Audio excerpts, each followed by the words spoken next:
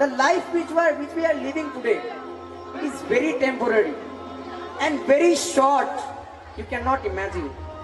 ये 2 दिन का घर, ये मकड़ी का जाला, ये मच्छर का पर, ये 2 दिन का मेला. It's like a temporary. We are living. आज हैं कल नहीं भी हो सकते हैं. But you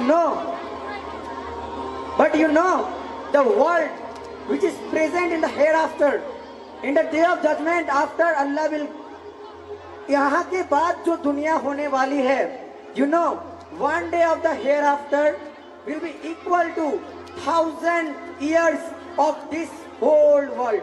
You know, वहाँ का एक दिन और यहाँ का 1000 साल के बराबर है. 1000 साल. Can you imagine one time? Can you think one time? Allah says in Quran, 100 years of this world, 100 years of this world will be equal to only and only 2.5 hours of that world. 2.5 hours of that world. Can you imagine for a while? Think for a while. What we are doing today.